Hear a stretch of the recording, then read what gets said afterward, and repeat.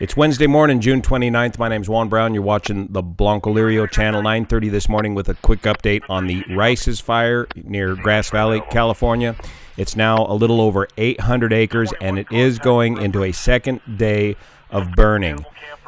I was able to get up this morning and get some pictures early, well above the TFR, the temporary flight restriction area, which is now in place over the fire, and get a good look at to where the fire is currently, and was able to talk to some of the folks up at the air attack base as to what the general plan is going to be. So the fire has crept down the steep left shoulder of the fire from yesterday and is deep down into the Yuba River Canyon.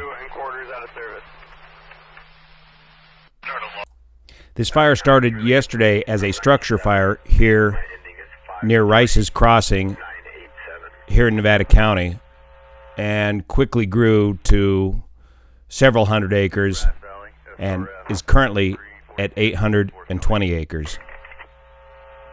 There was a massive air attack we covered yesterday on this fire, and it's held the left and right flanks okay, but that left shoulder has just gotten down the very steep terrain down into the Yuba River Canyon this overnight.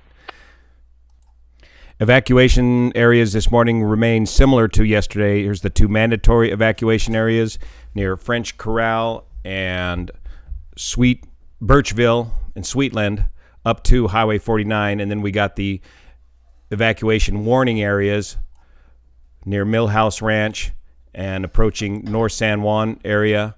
And then we've got evacuation advisories on the north side of the Yuba River.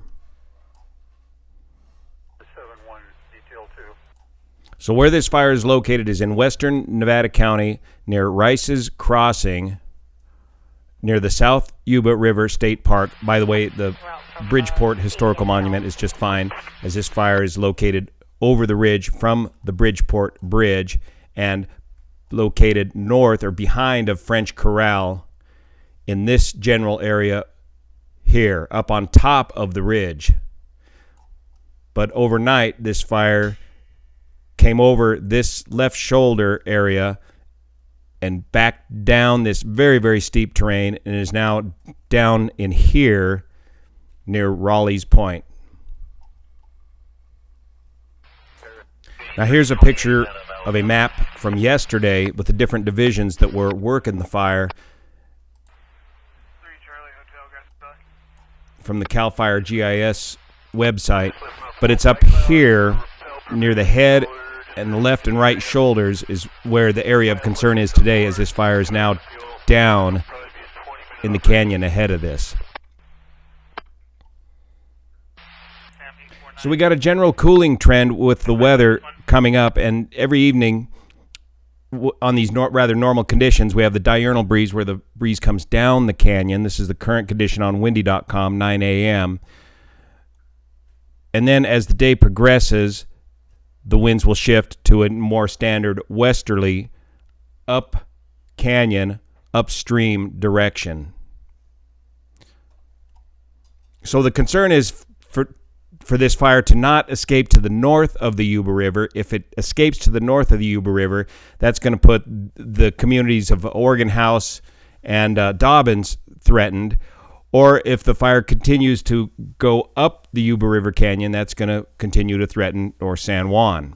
So today there's going to be a heavy air attack of indirect air attack. You're going to see a lot of air tankers, a lot of heavy air tankers drawing a much larger line around this fire. Because this fire is deep down in this canyon right here, there's little to nothing firefighters can do once the fire is way down in this canyon. Instead, they're going to have to make a stand on the ridges surrounding this canyon. Let's go back over here to the Google Maps. Let's go back to the satellite view. The Colgate powerhouse has been shut down as these high-tension power lines run right through the burn area, and so there's a lot of power out in the area.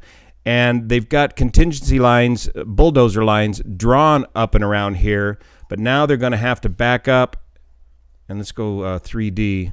They're going to have to back up and build even larger contingency lines of retardant along this ridge here, on the north side of the river and along this ridge here to protect Birchville, Sweetland, and North San Juan. So it's going to try to make the effort to keep the fire in the canyon. Let's swing this around a little bit and see. So right now this fire is located in this general area right here and down into here. Most of the fire that's from the heel and the left and right flanks from yesterday, there's very little fire activity down in here. Most of the fire activity is over here. Now, back to the pictures that I took this morning. The problem is the amount of dead timber ahead of this potential fire. So here we are. There's Bullards Bar Reservoir there. Here's this morning with the diurnal breeze, or the downstream breeze, blowing this fire and smoke downstream. This is going to reverse and turn around and get going upstream.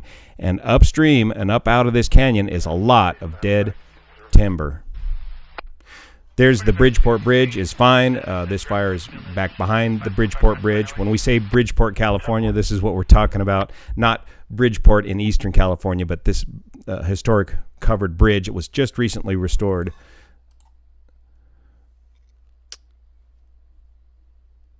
Again, this was taken this morning well above the temporary flight restriction area from an altitude of about 8,000 feet.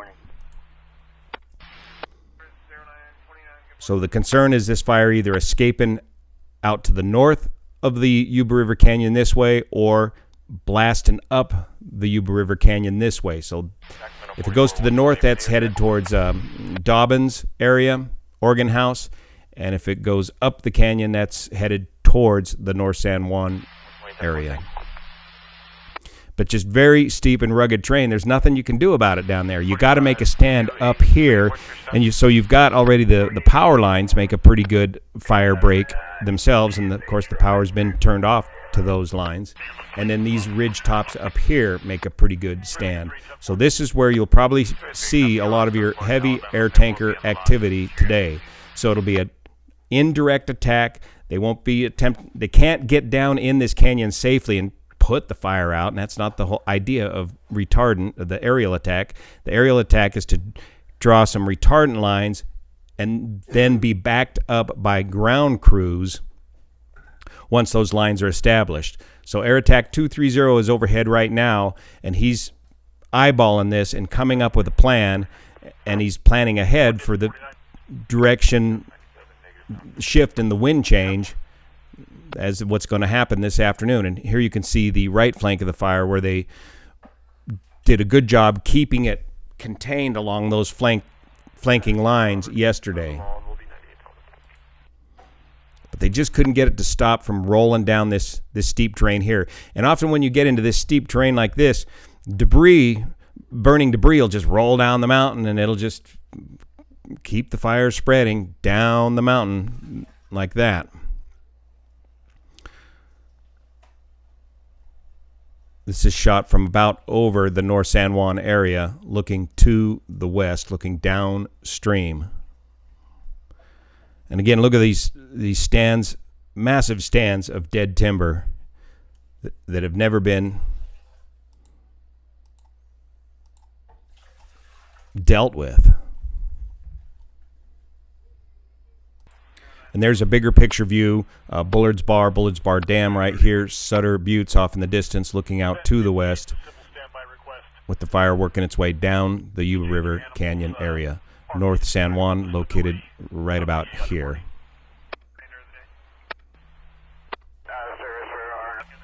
Here's the Bar Ranch camera we were looking at yesterday. This is a 1 hour look back from this morning from about 8 to 9 a.m. and that fire is down, well down below the ridge from the view of this camera. So right now on Flight Radar 24, Air Attack 230 is sizing up the situation.